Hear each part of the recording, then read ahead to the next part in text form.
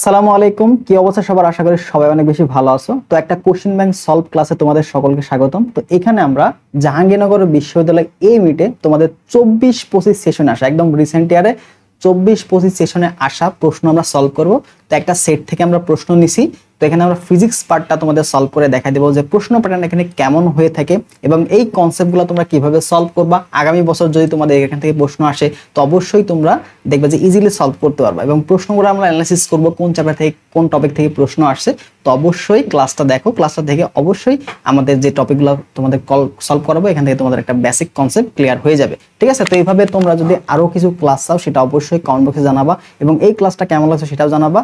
আর এটার ক্লাস লেকচারটা অর্থাৎ পিডিএফটা আমাদের টেলিগ্রাম গ্রুপে দেওয়া থাকবে। এটার লিংক আমরা কমেন্ট বক্সে দিয়ে রাখবো, ডিসক্রিপশন বক্সে দিয়ে রাখবো, সেখান থেকে যুক্ত হতে পারবা।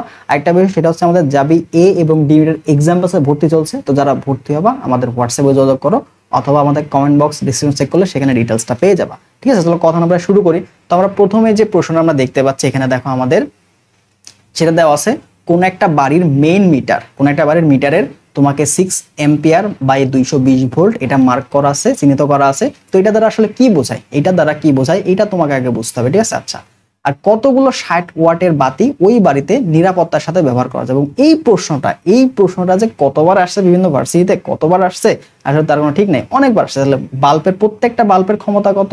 60 ওয়াট। তাহলে কতটি বাতি আলটিমেটলি এই যে ক্ষমতা বা এই যে মিটারটা এইটা টানতে পারবে। তো এখানে তোমার কি কি দেওয়া আছে দেখো তো, এখানে এম্পিয়ার একক, তার মানে এখানে তোমাকে কারেন্টের মান দেওয়া আছে। এটা তোমার কারেন্টের মান হচ্ছে আই এবং বিভব মানে কি ভি দেওয়া আছে তোমাকে। ঠিক আছে?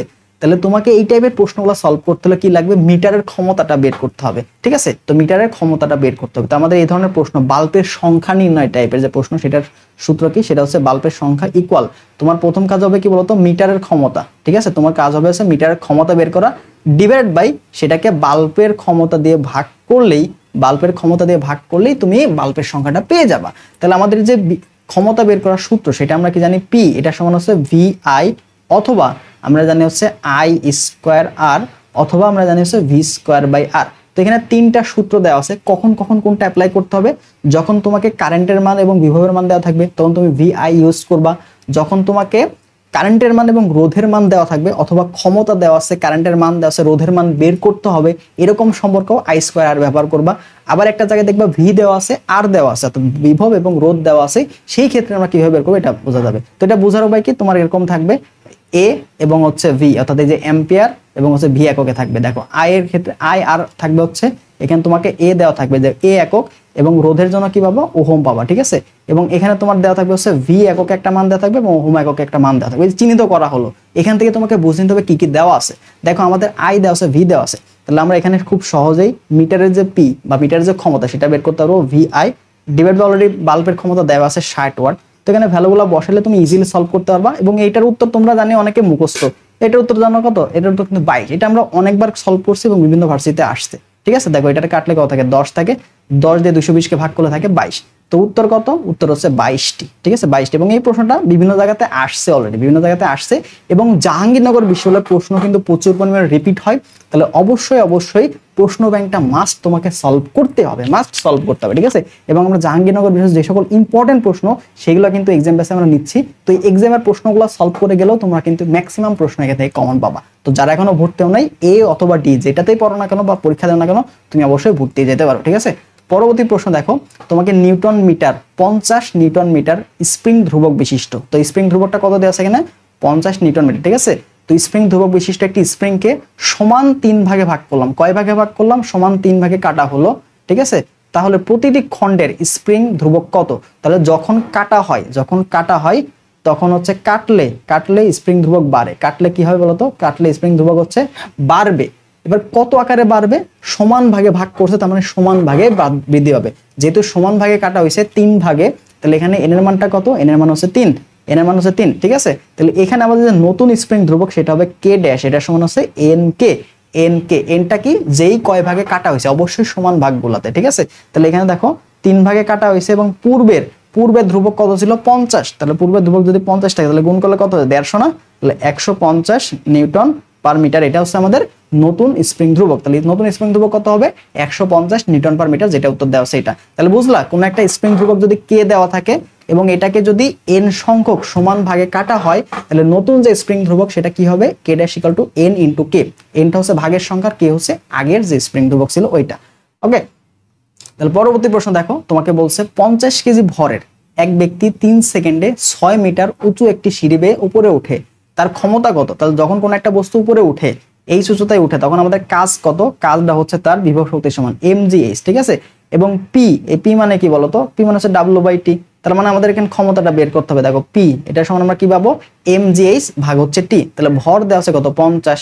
50 গুণ আমরা 9.8 তো জি এর মান জানি, তার সাথে h কত হবে? 6 মিটার, ঠিক আছে। 6 মিটার ডিভাইডেড বাই, তোমার এখানে বলছে দেখো তো কি কতটুকু সময়, এখানে 3 সেকেন্ডে বলছে। তাহলে এই যে 3, তাহলে প্রথম কাজ কি 3 দিয়ে 6 কে ভাগ করে দাও, 2 হলো।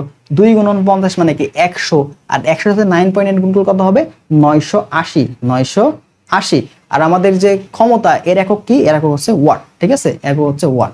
তো আমাদের উত্তরটা কি হবে? 980 ওয়াট। তো এইভাবে তোমাদের কিন্তু খুবই সহজ সহজ প্রশ্নগুলাই তোমাকে দিবে। তো অনেক সহজ প্রশ্নগুলাই তোমরা অনেক সময় ভুল করে আসো। দেখতে সহজ মনে হচ্ছে, কারণ পরীক্ষার হলে একটা প্রেশার থাকে, টাইম ম্যানেজমেন্টটা ঠিক মতন করতে হয়। তো আগে থেকে কিন্তু বেশি বেশি প্র্যাকটিস করতে হবে এবং চেষ্টা করবা বাসায় ঘড়ি ধরে ধরে যে অল্প সময়ের মধ্যে তুমি সলভ করতে পারতেছো না এইটা দেখবা, ঠিক আছে।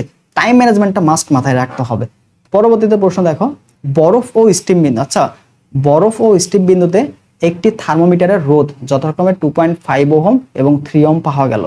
আচ্ছা, যে তাপমাত্রায় রোধ 100 ওহম, তার মান কত হবে? এখানে সেলসিয়াস একক দেওয়া আছে না? সেলসিয়াসে দেওয়া আছে। তাহলে বরফ বিন্দু কত বলতো? 0 ডিগ্রি সেলসিয়াস, এবং স্টিম বিন্দু মানে কত? 100 ডিগ্রি সেলসিয়াস। তো তোমাকে বরফ বিন্দুতে, অর্থাৎ এই যে আর আইসে তোমাকে হচ্ছে দেওয়া আছে 2.5 ওহম। যখন বরফ বিন্দু তখন রোধ কত হয়? 2.5। যখন স্টিম বিন্দু তখন রোধ কত হবে? 3 ওহম। এখন কোন একটা তাপমাত্রা, সেটা হচ্ছে থিটা, কোন একটা তাপমাত্রা সেটা হচ্ছে থিটা, এই থিটা তাপমাত্রার রোধ কত হলো? রোধ হলো হচ্ছে আর থিটা। তাহলে থিটা তাপমাত্রা রোধ দেওয়া আছে আর থিটা, তাহলে কোন তাপমাত্রা, ওই থিটাটাই তোমাকে বের করতে হবে। তো আমাদের যে স্কেলের সম্পর্ক, তাপমাত্রা স্কেলের সম্পর্ক আমরা কি জানি? যে থিটা, যে কোনো একটা তাপমাত্রা যেটা নির্ণেয় তাপমাত্রা, থিটা মাইনাস হচ্ছে থিটা আইস, ঠিক আছে। Theta minus theta ice divide by, তারপর কি বলতো? থিটা স্টিম মানে কি? বাষ্পবিন্দু মাইনাস থিটা আইস, ঠিক আছে। এবার আমরা কি রোধ স্কেলের সাথে কম্পেয়ার করছি, তাহলে রোধ স্কেলও সেম। সেটা কি হবে বলতো? রোধ স্কেলে আর থিটা তাপমাত্রায় রোধ মাইনাস হচ্ছে আর আইস, ঠিক আছে, বা আইস পয়েন্টে যে রোধটা আছে, তারপর হচ্ছে আর স্টিম পয়েন্টে যে রোধটা মাইনাস হচ্ছে আর আইস, ঠিক আছে। তো এইভাবে আমাদের দুইটা স্কেলের মধ্যে সম্পর্ক স্থাপন করতে হয়। যে কোনো স্কেলের মধ্যে theta minus theta ice divide by theta steam minus theta ice, ঠিক আছে। তো ভ্যালুগুলো বসাই দাও। তো থিটা মাইনাস থিটা আইস মানে কি? 0, তার মানে আলটিমেট এখানে আমরা থিটা লিখতে পারি। আর 100 মাইনাস 0 মানে কি? 100, তাহলে এখানে আমরা 100 লিখে দিতে পারি। আর থিটা তাপমাত্রায় রোধ সেটা কত দেওয়া আছে? 10 ওহম, ঠিক আছে। 10 মাইনাস আর আইস মানে কি? আইস পয়েন্টে রোধটা কত? 2.5 দেওয়া আছে, ঠিক আছে। তাহলে এই যে 2.5 আমরা বিয়োগ করে দিলাম, ডিভাইডেড বাই তোমাকে বলছে আর স্টিম, বাষ্প বিন্দুতে বা স্টিম বিন্দুতে রোধটা কত ছিল? 3 ওহম, তার মানে এখানে হবে আমাদের 3 ওহম মাইনাস তোমাকে বলছে মাইনাস আর আইস কত? 2.5, ঠিক আছে, 2.5। তাহলে এখান থেকে তোমার থিটার মানটা, তো তাপমাত্রা কত ছিল এটা বের করতে হবে। তাহলে থিটা 100টা এবার গুণ হয়ে যাবে। এবার আমরা ক্যালকুলেশন করি, তাহলে এখানে থাকে 7.5 আর এখানে থাকে 0.5 ইন্টু হচ্ছে 100, ঠিক আছে। তাহলে 100 দিয়ে যদি উপরে গুণ করো, আমরা হ্যাল ক্যালকুলেশন করি, যদি 100 দিয়ে উপরে গুণ করি তাহলে কত হচ্ছে? 750, ঠিক আছে। এবার নিচে যদি আমি 5 নিতে চাই, নিচে মনে করো দশমিক থেকে পূর্ণ সংখ্যায় কনভার্ট করব, তাহলে দেখো এই যে দশমিকের জন্য আমরা 1 নিব এখানে, এবং দশমিকের পরে কয় ঘর আছে? দশমিকের পরে একটা ঘর, তাহলে এক ঘরের জন্য একটা শূন্য। তাহলে দেখো উপরে 10 দিয়ে গুণ করলে আমরা নিচে 5 লিখতে পারি। তাহলে কিভাবে কনভার্ট করতে হয় দেখো, 0.5 কে তুমি কিভাবে লিখতে পারো? এই যে 5, ঠিক আছে, আর নিচে কি হয়ে যাবে? নিচে হচ্ছে 1, দশমিকের জন্য 1, দশমিকের উপর কয় ঘর? এক ঘর, তাহলে 0। এটাকে তুমি 5/10 লিখতে পারো। দেখো 5/10 করলে 10টা উপরে চলে যায়, ঠিক আছে। তাহলে এখান থেকে দেখো ইজিলি তুমি এটা লিখতে পারো। দেখো কত হয়? 150 শূন্য দিয়ে গুণ করলে কত হয়? এই যে 1500, ঠিক আছে, 1500। আর তাপমাত্রাটা কিসে? আমরা সেলসিয়াসে নিচ্ছি না, তাহলে 1500 ডিগ্রি সেলসিয়াস। অনেকে কিন্তু এই যে 150 জায়গাতে চলে আসবে, কিন্তু এখানে 150 যদি অপশন দিয়ে দিত, অনেকে আবার 150 জায়গায় চলে আসতো, তো ভুল হয়ে যেতে পারে, ঠিক আছে। তো এটার উত্তর কত? এটার উত্তর হচ্ছে 1500 ডিগ্রি সেলসিয়াস। তো এইভাবে আমরা সেলসিয়াস স্কেল এবং রোধ থার্মোমিটারের মধ্যে যে সম্পর্কগুলো, অনেক সময় তোমাকে দিবে কি জানো? আর থিটাটা বের করতে দিতে পারে, যে থিটা তাপমাত্রা রোধ কত হবে, অথবা আর থিটা দেওয়া আছে, তোমাকে বলবে যে কোন তাপমাত্রাতে এত রোধ হবে। এই দুইটা প্রশ্ন তোমাকে দিতে পারে, হয় আর থিটা না হয় থিটা। বুঝতে পারছো? তাপগতিবিদ্যা থেকে এই প্রশ্নটা আসছে। পরবর্তীতে দেখো আমাকে বলছে এম নট স্থির কোন কণার গতিশীল ভর দেওয়া আছে, গতিশীল ভর হচ্ছে এম, ঠিক আছে, গতিশীল ভর কত এম, কণাটির গতিশক্তি স্থির অবস্থার শক্তির 3 গুণ, তাহলে কণাটির গতিশক্তি যেটা সেটা স্থির অবস্থা মানে গতিশক্তি গতিশীল অবস্থায় যে গতিশক্তি সেটা স্থির অবস্থার 3 গুণ। তাহলে আমরা জানি হচ্ছে এখানে যদি প্রথম গতিশীল অবস্থায় যে গতিশক্তি সেটা থাকে হচ্ছে half M minus M not C square equal হচ্ছে এই পাশে আমরা স্থির গতিশক্তি 3 গুণ, তাহলে স্থির গতিশক্তি মানে কি বলতো half M not C square না, তার কি 3 গুণ, তার সাথে 3 গুণ করে দিলাম, ঠিক আছে। তাহলে হাফ হাফ কাটা গেল ওই পাশে, তাহলে এই পাশে তুমি লিখতে পারো কি এম মাইনাস হচ্ছে এম নট সি স্কোয়ারও কাটা গেল, তাহলে এই পাশে দেখো থাকে কত 3m নট, ঠিক আছে 3m নট। তাহলে দেখো এম নটটা যদি আমরা ওই পাশে নিয়ে যাই তাহলে আমরা পাচ্ছি এখানে কত 4m নট ইকুয়াল হচ্ছে m, তাহলে এই দুইটার মধ্যে সম্পর্ক তোমাকে দেখাইতে বলছে, তাহলে m equal to 4m not এটা হবে আমাদের উত্তর। তাহলে দেখো m equal to 4m not এটা দেওয়া আছে a নাম্বারে। তো এখান থেকে আমরা এই টাইপের প্রশ্নগুলো সলভ করতে হবে। এটা আমাদের যে পদার্থবিজ্ঞানের সূচনা যেটা আছে না আপেক্ষিকতা ওই গতিশক্তি টাইপের প্রশ্ন থেকে আসছে, ঠিক আছে। তো এই অধ্যায়টা কিন্তু গুরুত্বপূর্ণ, তো এখান থেকে প্রায় প্রশ্ন আসে দেখায়। এখানে যেই কটা অধ্যায় দেখতেছো প্রশ্ন আছে এই প্রত্যেকটা অধ্যায় ইম্পর্টেন্ট, ঠিক আছে, প্রত্যেক বছর এই অধ্যায়গুলোতেই ঘুরে ফিরে প্রশ্ন আসে। তো প্রশ্নগুলো বুঝে যে যে অধ্যায়গুলো আছে সেগুলো ভালো মতো সলভ করার চেষ্টা করবা। দেখো সমবিভব তল, তো সমবিভব তলের মধ্যবর্তী সমবিভব যে তলটা, যদি আমরা তলের কথা বলি সমবিভব যে তল, এই যে সমবিভব তল, ঠিক আছে, এই যে সমবিভব তল আছে না, এই সমবিভব তলের উপরে তোমাদের যে তড়িৎ ক্ষেত্র কি থাকে না লম্বভাবে থাকে, কি থাকে লম্বভাবে থাকে। তড়িৎ ক্ষেত্রগুলো কিভাবে থাকবে লম্বভাবে থাকবে, ঠিক আছে। তাহলে তড়িৎ ক্ষেত্র এবং সমবিভব তল আমরা যদি বলি সমবিভব তল এদের মধ্যবর্তী কোণটা কত হবে, এদের মধ্যবর্তী কোণ হবে 90 ডিগ্রি, ঠিক আছে। তাহলে সমবিভব তল ও তড়িৎ ক্ষেত্রের মধ্যবর্তী কোণ কত 90 ডিগ্রি।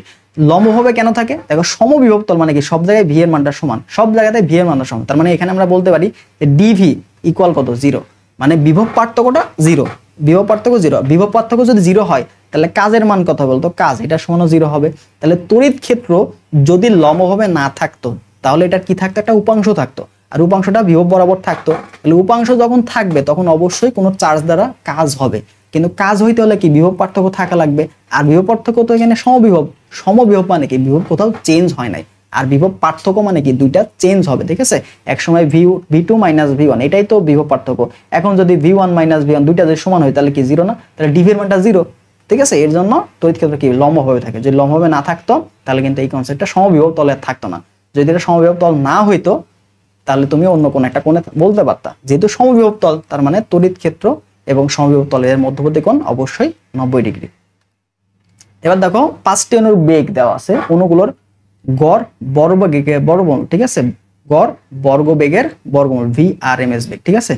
RMS বেগ তো এটা খুবই শর্টকাট একটা প্রশ্ন, সবচেয়ে মাঝের যেটা আছে দেখো 1 2 3 4 5 এই যে এটা সবার মাঝের না, তো অ্যানসারটা হচ্ছে এটার কাছাকাছি। দেখো √11, তো √11 √12 তারপরে √11 এবং √12 এই দুইটা কিন্তু দুইটাই 3 এর কাছাকাছি মান, ঠিক আছে, দুইটাই কিন্তু 3 এর কাছাকাছি মান। দেখো 9 যোগ 2 তার মানে 3 এর থেকে একটু বেশি, এটাও 3 এর থেকে একটু বেশি, ঠিক আছে। তো যদি √11 না থাকতো আমি বলতে পারতাম √12 এটা উত্তর, অথবা √12 না থাকলে √11 এটা আমরা উত্তর বলতে পারতাম, অর্থাৎ এইটা অথবা এটার মধ্যে যে কোনো একটা উত্তর। কিভাবে বুঝবো, এই যে মাঝখানে যেটা থাকবে সেই মানের কাছাকাছি, ঠিক আছে।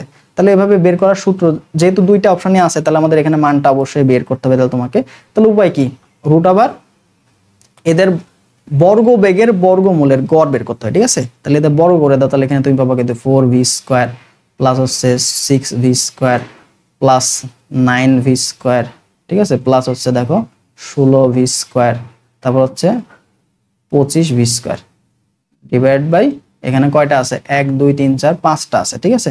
তাহলে এবারে ভ্যালুগুলো সবগুলা যোগ করে দিয়ে দেখো 4 আর 10, তারপরে দেখো এখানে হচ্ছে 10 হলো, তারপর হচ্ছে 16, ঠিক আছে, 16 আর 9 হচ্ছে 25, 25 আর 10 এখানে আমরা পেলাম 35, 35 আর এখানে 25, ঠিক আছে, 35 আর 25 60 ভাগ 12, ঠিক আছে, 60 আর নিচে 5 দিয়ে ভাগ করবো, তাহলে এখানে পাবে হচ্ছে উপরে থাকলো 60 v² ডিভাইড বাই হচ্ছে 5, তারপরে রুট, তাহলে এটা ভাগ করলে কত 12 হয় না, তাহলে তুমি পেলে হচ্ছে √12 আর v² কে রুট করলে তো v থাকে, তাহলে যে v√12, ঠিক আছে, এটাই আমাদের অ্যান্সার v√12 ঠিক আছে, এটাই হচ্ছে আমাদের অ্যান্সার। তো ডাইরেক্ট সূত্র তুমি এভাবে বের করতে পারবা, অথবা যদি এরকম কাছাকাছি মান একটাই থাকতো তাহলে তুমি ওইটাই অপশন বলতে পারতা, ঠিক আছে। দেখো আমি বললাম না দুইটার মধ্যে যে কোনো একটা উত্তর, যদি একটা অপশন থাকতো তাহলে আমি এটা অথবা এটা, তাহলে একটা উত্তর বলতে পারতাম, যেহেতু মাল্টিপল অ্যান্সার চলে আসছে কাছাকাছি, তখন আমাদের মানটা আর মান বের করতে অত কঠিন হবে না, এভাবে বের করতে ফেলতে পারবে। এবার দেখো 252 মিটার পার সেকেন্ড বেগে গতিশীল একটি সীসার বুলেট থামানো হলো। এবার অন্য কোনোভাবে শক্তি ব্যয় না হলে বুলেটের তাপমাত্রা কত বৃদ্ধি পাবে? ঠিক আছে, কত বৃদ্ধি পাবে? সীসার আপেক্ষিক তাপ কত? তো আমরা এখানে শক্তি তাপগতিকতা থেকে আসা একটা প্রশ্ন, শক্তির সংরক্ষণশীলতা থেকে পারি না, শক্তির সংরক্ষণশীলতা। তো এখানে তুমি যতটুকু শক্তি দিবা ততটুকু শক্তি কি এখানে কনভার্ট হয়ে যাবে। তো এখানে মনে হয় একটা দেওয়াল দেওয়া আছে, তো এখানে সবগুলা ডেটা আমাদের জন্য ইম্পর্টেন্ট। দেখো এটা কি বেগ দেওয়া আছে, সীসার আপেক্ষিক তাপ দেওয়া আছে, এই দুইটাই আমাদের লাগবে। ঠিক আছে, তো আমি যখন দেয়ালকে যখন তুমি ধাক্কা দিতেছো, তো প্রথমে কি এটা গতিশক্তি ছিল না, এই গতিশক্তি গিয়ে এখানে কোনো শক্তি দেখো নষ্ট হয় না, কোনো শক্তি ব্যয় হয় না, কোনো শক্তি ব্যয় হয় না, ব্যয় না হয়ে কি তাপ বৃদ্ধি করছে, কি করছে?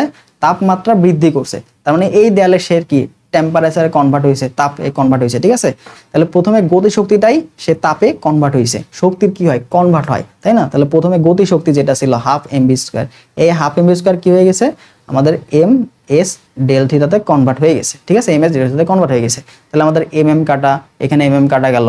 ঠিক আছে, আমাদের বের করতে হবে কি কতটুকু বৃদ্ধি পেল, ডেল থিটার মানটা বের করতে হবে। তাহলে দেখো এখান থেকে আমাদের ডেল থিটার মানটা বের করব। ডেল থিটা এটা সমান কি হচ্ছে দেখো তো, আমাদের যে এস উপরে গুণ হয়ে যাবে না, তাহলে ভি স্কয়ার নিচে ভাগ হয়ে যাবে, actually V square divide by 2s। ঠিক আছে, ভিটা কত? বেগ দেওয়া আছে। তাহলে যখন স্কয়ার থাকবে তুমি একটু এভাবে লিখবা, 252 গুণ হচ্ছে 252, ঠিক আছে, ডিভাইড বাই 2s, 2 গুণন s এর মান কত? এই যে আপেক্ষিক তাপ সেটা কত? এই যে s দেওয়া আছে, এটা কত? 112। দেখো 112 কে 2 দিয়ে গুণ করলে কিন্তু 152 হয়। তার মানে এইটা দিয়ে একটা 252 কাটা যাবে, আর এটা থাকলো 252। তাহলে এই যে 252 কি বলতো? Degree Celsius. ঠিক আছে, ডিগ্রি সেলসিয়াস। তাহলে অ্যান্সার কত? 252 ডিগ্রি সেলসিয়াস। তো এইভাবে আমরা খুব ইজিলি বের করতে হবে। অনেক সময় দেখবা যে বিভব শক্তি তোমাকে বলবে যে ঝর্ণার ক্ষেত্রে পানি উপর থেকে এই উচ্চতা থেকে নিচে পড়তেছে, পরে এখানে তাপ উৎপন্ন হইলো। তাহলে এখানে তোমার এভাবে আসবে mgh ইকুয়াল টু কত? ms del theta. ঠিক আছে, ms ডেল থিটা। তো এইভাবে কিন্তু কনভার্ট হতে পারে। তাহলে শক্তি আরেকটা শক্তিতে কনভার্ট হচ্ছে কোনো কিছু ব্যয় না করে। তাহলে টোটালি আগের শক্তি ইকুয়াল পরের শক্তি, তাপ শক্তি ইকুয়াল দেখো গতিশক্তিতে কনভার্ট হয়ে গেছে। ঠিক আছে, তো এইভাবে কিন্তু আমাদের প্রশ্ন আসতে পারে, আসছে তো অলরেডি। ঠিক আছে, এরকম প্রশ্ন অন্যান্য ইউনিভার্সিটি আসতে পারে, আবার জাহাঙ্গীরনগরও এই বছরে যে কোনো একটা শিফটে তোমাদের দিয়ে দিতে পারে। এবার দেখো 1 মিলিমিটার স্কয়ার, দেখো এই যে মিলিমিটার স্কয়ার, এই একটাই তোমাদের লাগবে। এখানে ক্ষেত্রফল কিন্তু তোমাকে দেওয়া আছে, অনেক সময় এটা ব্যাসার্ধ ধরে করতে যাও, এটা কিন্তু ক্ষেত্রফল দেওয়া আছে অলরেডি। ঠিক আছে, তাহলে 1 মিলিমিটার ক্ষেত্রফল, প্রস্থচ্ছেদের ক্ষেত্রফল বিশিষ্ট তারে 10 কেজি ভর যদি তুমি ঝোলাও, 10 কেজি ভর তুমি যদি ঝোলাও, তাহলে তার পীড়ন কত? তাহলে যখন তুমি একটা তারে, ঠিক আছে, তারে একটা ভর ঝুলাইলা, এম ভরের ভর ঝুলাই, তাহলে না এটার কি বলটা নিচে দেখে আসছে যে বল, সেটা কি এই ভরের দরুন যে ওজনটা, সেইটাই কিন্তু এটার উপরে প্রযুক্ত বল, এটার উপরে প্রযুক্ত বল। ঠিক আছে, তাহলে পীড়ন, এই পীড়নটা আমরা কি জানি বলো তো? পীড়ন এটার সমান আমরা জানি হচ্ছে এফ ডিভাইড বাই এ, একক ক্ষেত্রফলের উপরে যতটুকু বল প্রয়োগ হচ্ছে বিকৃতির ক্ষেত্রে। ঠিক আছে, তো এটা প্রেসার ক্রিয়েট করছে। তো এখানে দেখো এফ এর মানটা কত? 1 মিলিমিটার স্কয়ার। তাহলে এই যে 1 মিলিমিটার স্কয়ার, এটা সমান কি জানো? মিটার কনভার্ট করলে কি হবে বলো তো? 1 into 10 to the power -6 meter square. ঠিক আছে, তাহলে আমরা বা শুধুমাত্র 10 to the power 6 meter square লিখতে পারি। তাহলে এফ এর মান দেওয়া আছে কত? 10 কেজি ভরের জন্য যতটুকু বল, ওইটাই মূলত প্রযুক্ত বল হিসেবে নিচের দিকে কাজ করছে। এই যে এই বলটাই তো নিচের দিকে টানছে এই তারটাকে, তার মানে প্রযুক্ত বল mg। তাহলে আমাদের এখানে হবে mg ডিভাইড বাই এই যে f, আচ্ছা সরি ক্ষেত্রফলটা দেওয়া আছে। তাহলে mg, m এর মানটা কত? 10 গুণ হচ্ছে 9.8 ডিভাইডেড বাই, দেখো এখানে a কত দেওয়া আছে, আমরা ডাইরেক্ট 10 টু দি পাওয়ার 6 লিখতে পারি। তাহলে 10 টু দি পাওয়ার 6 যখন উপরে চলে যাবে তখন কি মাইনাসটা পজিটিভ হয়ে যাবে, আর এখানে যেহেতু একটা 10 আছে তাহলে এর সাথে 1 যোগ হবে। তাহলে তুমি পাবা হচ্ছে 9.8 গুণ হচ্ছে 10 টু দি পাওয়ার +7, এটা কি বলতো? পীড়ন। তাহলে একক কি? Newton per meter square. ঠিক আছে, নিউটন পার মিটার স্কয়ার। তাহলে অ্যানসারটা কত হবে? 9.8 into 10 to the power 7 newton per meter square. তো এককটাও সাবধানে দেখবা। ঠিক আছে, তো এইভাবে কিন্তু তোমাকে প্রশ্নগুলা সলভ করতে হবে, মাথায় রাখবা। টপিকটা কিন্তু খুবই সুন্দর একটা প্রশ্ন, যাবিতে এই টাইপের প্রশ্নগুলাই আসে। পর্ব দেখো দুইটা বলের লব্ধির সর্বোচ্চ মানে কি আর ম্যাক্স তোমাকে দেওয়া আছে। তাহলে সর্বোচ্চ লব্ধি মানে কি বলতো? সর্বোচ্চ লব্ধি মানে কি? সর্বোচ্চ লব্ধি মানে দুইটার যোগফল, সর্বোচ্চ লব্ধি মানে দুইটার যোগফল। এবং সর্বনিম্ন লব্ধি, সর্বনিম্ন লব্ধি মানে কি? দুইটার বিয়োগফল। যদি এখানে তুমি ধরে নাও পি এর মানটা বড় কিউবের থেকে, ঠিক আছে, ধরে নিলাম। তাহলে একটা সর্বোচ্চ লব্ধি এবং সর্বনিম্ন লব্ধি তোমাকে দেওয়া আছে 7 নিউটন এবং 1 নিউটন। ডিরেক্ট বল কিন্তু দেওয়া নাই। ঠিক আছে, আচ্ছা কোনো একটি বিন্দুতে বল দুটি 90 ডিগ্রি কোণ ক্রিয়াশীল, তাহলে লব্ধির মান কত? তাহলে 90 ডিগ্রি কোণে যখন ক্রিয়াশীল হয় তখন লব্ধি আমরা কি জানি, আর এটা সমান হচ্ছে root over P square plus Q square. ঠিক আছে, কিন্তু আমাদের পি আর কিউ এর মানটা লাগবে, এখানে তো P plus Q R P minus Q দেওয়া আছে, তাহলে পি আর কিউ আগে বের করতে হবে, তারপর তোমাকে লব্ধি বের করতে হবে। তাহলে P plus Q P minus Q জিনিসের মান দেওয়া থাকলে তোমরা ইজিলি পি প্লাস কিউ বা পি কিউ এর মান বের করবো, তাই না? দেখো সুন্দর মতো বের করি, পি প্লাস কিউ এটা সমান কি দেওয়া আছে, এটা সমান দেওয়া আছে 7 যোগফল এবং দুইটার বিয়োগফল দেওয়া আছে কত, সর্বনিম্ন লব্ধি 1। তা আমরা যদি এটা যোগ করি, দুইটা যদি যোগ করি, যোগ করলে কি পাবো বলো তো, কিউ কিউ কাটা গেল, তাহলে এখানে 2p এটা সমান কত 7 যোগ 8 মানে, আর পি সমান কত হলো 4। এবার 4 যে কোনো একটা মানে বসায় দাও, তাহলে এখান থেকে কিন্তু কিউ এর মানটা তুমি পেয়ে যাবা। কিউ এটা সমান কত, দেখো কিউ সমান কি 7 মাইনাস পি, 7 মাইনাস পি তুমি লিখতে পারো, দেখো 7 মাইনাস 4 দ্যাট মিনস হচ্ছে 3 নিউটন। পি এর মান পাইলা, কিউ এর মান পাইলা, ঠিক আছে? তাহলে এবার লব্ধির মানটা তুমি পাবা না। এবার আর এটা সমান কি, লব্ধির মানটা root over P square plus Q square মানে কি বলতো 4 স্কয়ার প্লাস হচ্ছে 3 স্কয়ার। ঠিক আছে, তাহলে 16 আর 3 9 25 কে রুট করলে কত থাকে, 5 থাকে, তাহলে এই যে 5 নিউটন। খুবই ইজি একটা প্রশ্ন, এবং এই প্রশ্নটা আরো বিভিন্ন জায়গাতে আসছে, এই বছরে আসছে, এই বছরে আরো বিভিন্ন জায়গাতে এই প্রশ্নটাই সেম প্রশ্নটাই আসছে। ঠিক আছে, এবার দেখো তাপ ইঞ্জিন এর একটি অংশ আমাদের কি করছে, 600 ক্যালোরি তাপ উৎস থেকে, 600 ক্যালোরি তাপ উৎস থেকে আমাদের 1200 জুল তাপ শোষণ করতেছে, তাপ শোষণ। তাহলে আমাদের এটা কি বলতো, এটা হচ্ছে T1, ঠিক আছে, এবং এটা হচ্ছে আমাদের Q1 শোষণ করতেছে। এবার এটি 300 কেলভিন তাপমাত্রা একটি সিঙ্কে 600 জুল তাপ প্রদান করলে তাপ ইঞ্জিনের ক্ষমতা কত, তাহলে এটা আমাদের T2 দেওয়া আছে, এবং এটা আমাদের কি দেওয়া আছে বলতো, এটা দেওয়া আছে আমাদের Q2। তো আমরা যে কোনো দুইটা অথবা টি ধরেও আমাদের কর্মদক্ষতা বের করতে পারবো, কিউ ধরেও তো কর্মদক্ষতা বের করতে পারবো, যেহেতু এটা প্রত্যাবর্তী প্রক্রিয়া মেনটেন করে। কর্মদক্ষতা কত, তাহলে ইটা, এই যে ইটা, এটার মানটা কত আছে বলতো 1 মাইনাস T2 ডিভাইড বাই হচ্ছে T1, ঠিক আছে, গুণ হচ্ছে কত বলতো 100%, বা 100 দিয়ে গুণ করলে আমরা পার্সেন্টেজ পাবো। তাহলে দেখো 1 মাইনাস T2 কত, টি2টা কত, টি2টা দেওয়া ছোটটা মানে কি 300, এই যে 300 ডিভাইড বাই হচ্ছে 600, তাহলে এখানে আমরা জানি হাফ আসবে, ঠিক আছে, হাফ আসবে ইনটু হচ্ছে 100%, তাহলে হাফ মানে কি 1 মাইনাস হাফ বা 0.5, তো এখানে তোমার অ্যান্সার হবে 0.5 ইনটু হচ্ছে 100, তার মানে আমরা কত পাচ্ছি 50%, ঠিক আছে 50%। তো এই 50% হচ্ছে আমাদের কর্মদক্ষতা, যেটা দেওয়া আছে হচ্ছে ডি নাম্বারে। ঠিক আছে, তো তোমাদের টি দেওয়া আছে, কিউ দুইটাই দেওয়া আছে, তুমি চাইলেই টি অথবা কিউ যে কোনো একটা মান ইউজ করে তুমি কর্মদক্ষতা বের করতে পারবা। ঠিক আছে, অনেক সময় তোমাকে আবার টি এর মান বের করতে বলতে পারে, T1 এর মান হোয়াট বা T2 এর মানটা হোয়াট, ঠিক আছে, এইভাবে কিন্তু প্রশ্ন দিতে পারে। তো এই সূত্র থেকে তোমাকে অ্যাপ্লাই করতে হবে। পরবর্তী প্রশ্নটা তোমাকে বলছে যে 30 কেজি ভর, ঠিক আছে, 30 কেজি ভরের একটি স্থির বস্তু, বস্তুটা কি ছিল, স্থির ছিল, তার বেগ 2 মিনিটে বৃদ্ধি করে 36 কিলোমিটার পার আওয়ারে উন্নীত করা হলো। তাহলে 2 মিনিট মানে কি, এখানে অবশ্যই তোমাকে 60 গুণন 2 সেকেন্ডে কনভার্ট করতে হবে, এবং এখানে 36 কিলোমিটার পার আওয়ারে দেওয়া আছে, তো তোমাকে অবশ্যই ভি এটা সমানকে 36 ডিভাইড বাই 3.6 দিয়ে ভাগ করে তোমাকে 10 মিটার পার সেকেন্ডে কনভার্ট করতে হবে। ঠিক আছে, আচ্ছা, উন্নীত করা হলে বস্তুটির উপর কতটুকু বল প্রয়োগ করা হয়েছে, এই কনসেপ্ট থেকে দুইভাবে প্রশ্ন আসতে পারে। তোমাকে বলবে যে প্রযুক্ত বল এটা সমান কত, অথবা কতটুকু বেগ পরিবর্তন হয়েছে, এই দুইটা টাইপ তোমাকে দিবে। ঠিক আছে, তাহলে আমরা জানি দেখো বল এফ এটা সমান আমরা কি জানি M A, normal M A, তাহলে এ কে ভাঙলে কি পাওয়া যাবে, ডেল ভি ভাগ টি পাবো না, তাহলে ডেল ভিটাই তো বেগের পরিবর্তন, বেগের পরিবর্তন দেওয়া আছে 10 মিটার পার সেকেন্ড, টি দেওয়া আছে 60 গুণন 2, তাহলে এখানে তুমি ক্যালকুলেশন করে পেয়ে যাবা ভর কত 30 গুণ হচ্ছে 10 ডিভাইড বাই দেখো কত সময় হচ্ছে 2 গুণন হচ্ছে 60 সেকেন্ড। ঠিক আছে, তাহলে এটা কাটো, কত থাকলো 2 থাকলো, এটা কাটো, কত থাকলো 5 থাকলো, 5 ভাগ 2 মানে কত 2.5 নিউটন, 2.5 নিউটন। তাহলে কিভাবে আসতে পারে প্রশ্ন, এখান থেকে তোমাকে বেগের পরিবর্তন চাইতে পারে, অথবা প্রযুক্ত বল কতটুকু সেটা চাইতে পারে, অনেক সময় টিও চাইতে পারে যে কতক্ষণ সময় ধরে এফ বল প্রয়োগ করলে ডেল ভি পরিমাণ বেগ পরিবর্তন হয়, এখানে টিও চাইতে পারে। ঠিক আছে, তো সূত্র একটাই, এই সূত্র থেকে আড়াআড়ি বা ট্রান্সফর্ম করে তুমি মানটা বের করবে। ঠিক আছে, এটা সমান কত, বুঝতে পারলা? পরবর্তী প্রশ্ন, কর্ণ ইঞ্জিনের চতুর্থ ধাপে কি ঘটে, তো কর্ণ ইঞ্জিনের চতুর্থ ধাপে এখানে হচ্ছে প্রথমে ঘটবে আছে প্রসারণ। ঠিক আছে, এটা কি সমষ্ণ প্রসারণ, এরপর এটা হচ্ছে তোমার হচ্ছে রুদ্ধতাপীয়, ঠিক আছে, রুদ্ধতাপীয় প্রসারণ।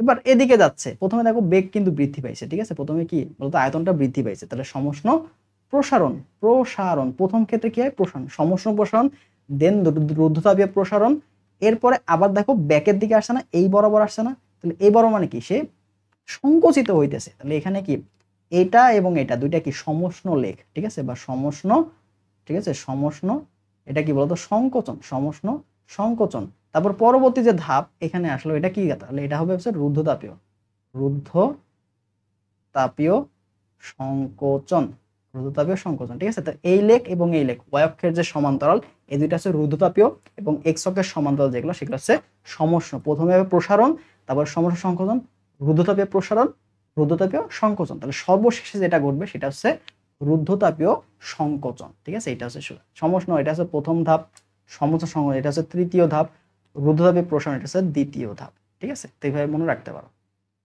পরবর্তী প্রশ্ন দেখো, কোন একটি বর্গক্ষেত্রে তিনটা কৌণিক বিন্দুতে তোমাকে চার্জ দেওয়া আছে 10 কুলম্ব, 18 কুলম্ব, -12 কুলম্ব।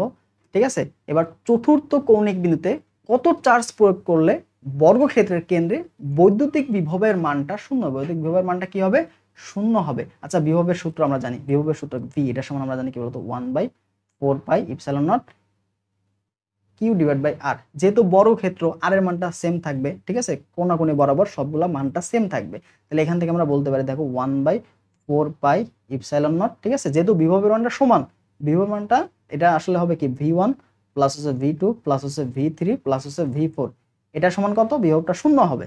তাহলে এটা আমরা কমন নিতে পারি, কমন নিলে দেখো এখানে কি পাবো, এখানে হচ্ছে প্রথমে পাবো হচ্ছে দেখো Q1 divide by R plus হচ্ছে Q2 divide by R plus দেখো Q3 divide by R plus হচ্ছে Q4 divide by R equal কত, 0। তাহলে এখানে 1/4πε0 আর যদি কমন হয় তাহলে ভাগ করে দিলে এবার 0 হয়ে যাবে। তাহলে অতএব আমরা চতুর্থ বিন্দুতে বা যদি চারটা কৌণিক বিন্দুতে Q1 Q2 Q3 4 যদি চারটা চার্জ থাকে, তাহলে বিভব যদি শূন্য হয় কেন্দ্রে, তাহলে এখান থেকে লিখতে পারি যে তাদের সমষ্টি কি হবে, সমষ্টি, তাদের সমষ্টি ইকুয়াল কত, 0। তাদের সমষ্টি ইকুয়াল কত, 0। চার্জের সমষ্টি কত হবে, চার্জগুলোর সমষ্টি 0। চতুর্থ বাহুতে বের করতে বলছে, তাহলে Q4, এই Q4 সমান কি, বাকিগুলো ওই পাশে বিয়োগ হয়ে যাবে, তাহলে মাইনাস বাকিগুলোর সমষ্টি দেখো, যোগ করে দাও, 10 যোগ হচ্ছে 18 মাইনাস হচ্ছে 12। তো দেখো এটার বিয়োগ করলে কত থাকে, 6 থাকে, 6 যোগ কত, 16, তার মানে -16 কুলম্ব। এটা হচ্ছে আমাদের উত্তর বি নাম্বারে। ঠিক আছে, তাহলে চতুর্থ কৌণিক বিন্দুতে তুমি যদি -16 কুলম্ব চার্জ স্থাপন করো, তাহলে কেন্দ্রে বিভবটা কি হবে, শূন্য হবে। তাহলে কেন্দ্রে বিভব বললে শূন্য ইকুয়াল বললে তোমরা চার্জগুলো যোগফল ইকুয়াল টু 0 বসাই দিবা। ঠিক আছে, তারপর অজানা চার্জটা বের করবা। পরবর্তী প্রশ্ন দেখো, আয়তন গুণাঙ্কের বিপরীত রাশিটা হচ্ছে সংনমতা। ঠিক আছে, এটা ইজিলি আমরা পারবো, থিওরি প্রশ্নগুলো আসে। দেখো যদি স্থিতি ঘর্ষণ 0.5 হয়, স্থিতি ঘর্ষণ মানে কি মিউ এস। ঠিক আছে, 10 কেজি ভরের কোনো বস্তুকে কত বল প্রয়োগ করলে চলার উপক্রম হয়, বা এটা প্রযুক্ত বল যেটা, তো এটার ব্ল্যাঙ্ক আছে, প্রশ্নের সঠিক উত্তর নাই। ঠিক আছে, তাহলে দেখো আমরা জানি কি প্রযুক্ত বল ডিভাইড বাই হচ্ছে প্রতিক্রিয়া বল, এটা সমান আমরা কি জানি মিউ এস। ঠিক আছে, তাহলে এফ এটা সমান আমরা কি লিখতে পারি, মিউ এস ইন্টু টি। এই যে টি, এই প্রতিক্রিয়া বল কি বলতো, তার ওজনের সমান, তার ভর ওজনের সমান। তাহলে আমরা এখান থেকে লিখতে পারি হচ্ছে মিউ এস ইন্টু হচ্ছে এম জি।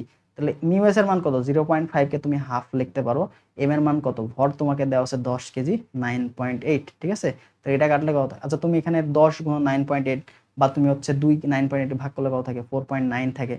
4.9 কে তুমি 10 দিয়ে গুণ করলে থাকে 49 নিউটন। তাহলে এখানে 49 নিউটন হবে, হয়তো টাইপিং মিস্টেকে 4.9 লিখে রাখছে, এটা প্রশ্ন এটাই দেওয়া আছে, তো এটা ব্ল্যাঙ্ক প্রশ্ন।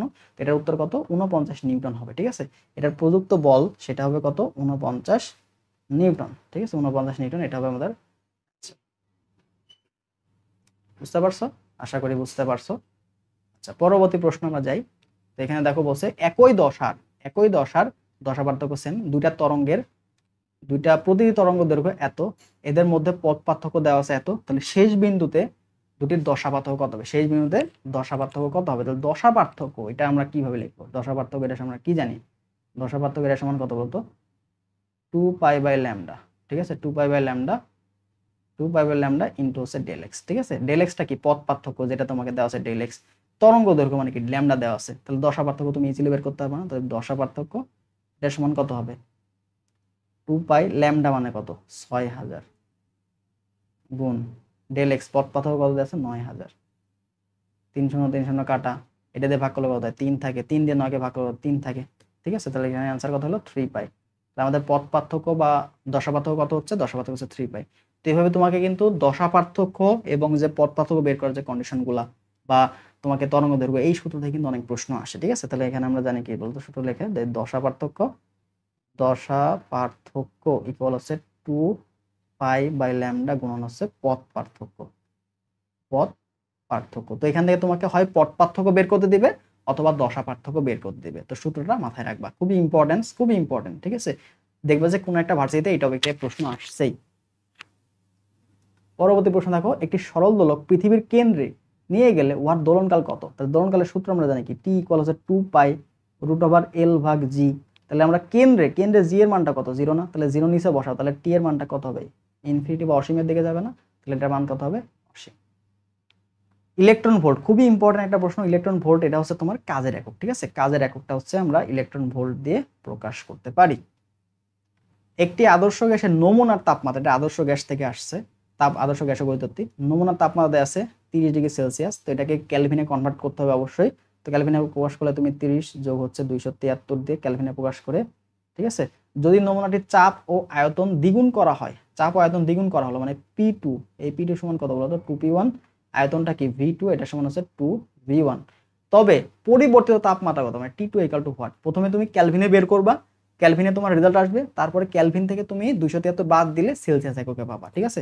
তাহলে এখানে যেহেতু সবগুলাই চেঞ্জ হচ্ছে, প্রেসার, তারপর হচ্ছে ভলিউম এবং টেম্পারেচার তিনটাই চেঞ্জ হচ্ছে, তাহলে আমরা এখানে সূত্র অ্যাপ্লাই করতে পারি P1 V1 ডিভাইড বাই হচ্ছে T1 ইকুয়াল হচ্ছে P2 V2 ডিভাইড বাই হচ্ছে T2। তাহলে এখান থেকে T2 এর মানটা কত বলো তো? T2 এটা সমান কত? গুণ হয়ে যাবে এই পাশে, তাহলে আমরা লিখতে পারি দেখো P1 V1 ডিভাইড বাই হচ্ছে P2, আচ্ছা সরি P2 V2, আচ্ছা বের করতে হবে কি পরিবর্তিত তাপমাত্রা, ঠিক আছে। তাহলে T2 এর মানটাই বের করতে হবে, এখান থেকে T1 তো দেওয়া আছে।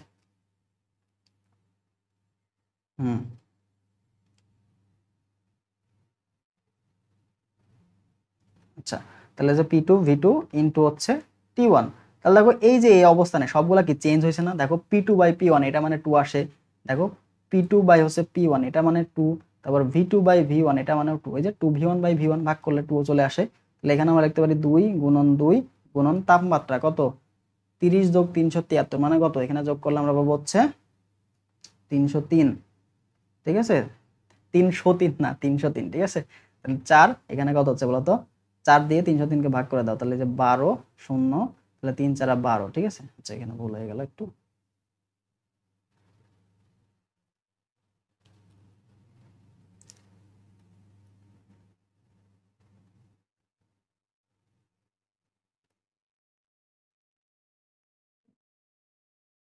তাহলে 1212 চলে আসে আমাদের 1212 কেলভিন।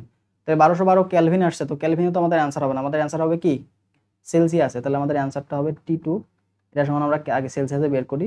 দেখো 1212 মাইনাস হচ্ছে 273, তাহলে এটা যদি বিয়োগ করে দাও,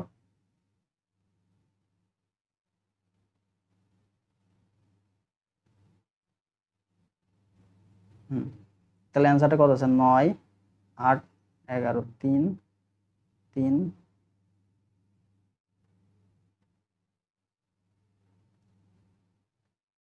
939 আছে, ঠিক আছে। 939 ডিগ্রি সেলসিয়াস। এখন তোমাকে বলছে দ্বিগুণ করে, তবে পরিবর্তিত তাপমাত্রা কত? পরিবর্তিত তাপমাত্রা মানে T2 এর মানটা বের করতে বলছে, সেটা আছে আমাদের 349 ডিগ্রি সেলসিয়াস। তোমাকে যদি বলতো যে কতটুকু তাপমাত্রা চেঞ্জ হবে, ঠিক আছে, পরিবর্তন হবে বা পরবর্তীতে যে তাপমাত্রা সেটা কতটুকু করতে হবে, ঠিক আছে, দ্বিগুণ করা হয়, তবে পরিবর্তিত তাপমাত্রা কত? সেটা হবে আমাদের 939 ডিগ্রি সেলসিয়াস, ঠিক আছে, 939 ডিগ্রি সেলসিয়াস। তাহলে অ্যান্সারটা কত? অ্যান্সার হচ্ছে বি নাম্বার। পরবর্তী প্রশ্ন যাই, দেখো 9 ওহম রোধের একটি তাপমাত্রা, 9 ওহম রোধের একটি তামার তারকে আয়তন, এখানে কিন্তু এই প্রশ্নটা ইম্পর্টেন্ট, ঠিক আছে, আয়তনটা অপরিবর্তিত থাকবে। যদি অপরিবর্তিত থাকা হয় এবং 3 গুণ লম্বা করা হয়, তাহলে অবস্থার তারটির রোধটা কত? যদি আয়তন অপরিবর্তিত থাকে, তাহলে একটা আর রোধকে, ঠিক আছে, একটা আর মানের রোধকে, এই যে আর মানের রোধকে তুমি কি করলা? এন গুণ করলা, এন গুণ করা হলো, ঠিক আছে, এন গুণ করা, তাহলে পরিবর্তিত রোধ আর ড্যাশ ইকুয়াল টু হচ্ছে এন স্কোয়ার ইন্টু আর, ঠিক আছে। এন স্কোয়ার মানে কি? কয় গুণ করছো? 3 গুণ করছো, তাহলে এন এর মানটা কত? 3 গুণ, তাহলে 3 এর স্কোয়ার মানে কত? 9, আর এর মানটা কত? 9, 9 নং 81, এই যে ওহম, ঠিক আছে। তাহলে 81 ওহম কই দেওয়া আছে? যে বি নাম্বারে। তো এইভাবে আমাদের এই প্রশ্নগুলো কিন্তু আসে, খুব ইজিলি সলভ করতে পারো। পরবর্তী দেখো পর্যায়কাল টি ও সূর্যের গ্রহের দ্রুত, ক্যাপলারের যে তৃতীয় সূত্র সেটা আমরা জানি কি, T square proportional to R cube. এটা দেওয়া আছে কোথায়? এটা দেওয়া আছে টি স্কোয়ার হবে, T square proportional to R cube, C number option, ঠিক আছে। তাহলে এই ছিল মূলত আমাদের আজকের মতো যাবে ইউনিটের 22টা প্রশ্ন আমরা সলভ করলাম, ফিজিক্সের আসা প্রশ্ন, ঠিক আছে। পরবর্তীতে আমরা ম্যাথ নিব, কেমিস্ট্রি নিব। তো যারা আছেন ক্লাসটা ভালো লাগতেছে সেটা কমেন্টে জানাও যে আমরা আরো ক্লাস নিয়ে আসবো কিনা, ঠিক আছে, তোমরা উপকৃত হচ্ছ কিনা। তো তোমাদের রেসপন্সের উপর ভিত্তি করেই আমাদের পরবর্তী ক্লাসগুলো আসবে। আর যাবি এ আর ডি ইউনিট এক্সাম ব্যাচে কিন্তু ভর্তি চলছে, যারা ভর্তি হবে আমাদের হোয়াটসঅ্যাপ নাম্বারটাতে যোগাযোগ করো, তাহলে তোমার ডিটেলসটা জানতে পারবা, ঠিক আছে? অথবা আমাদের এটাতে হোয়াটসঅ্যাপে যোগাযোগ করলে সবচেয়ে ভালো হয়। ওকে, তো ভালো থাকো সবাই। আর এটার লেকচার লিঙ্ক বা পিডিএফ লিঙ্কটা আমাদের টেলিগ্রাম গ্রুপে তোমাদের দিয়ে দিব, তো সেখান থেকে তোমরা কালেক্ট করে নিবা, ঠিক আছে? ভালো থাকো সবাই, আল্লাহ হাফেজ।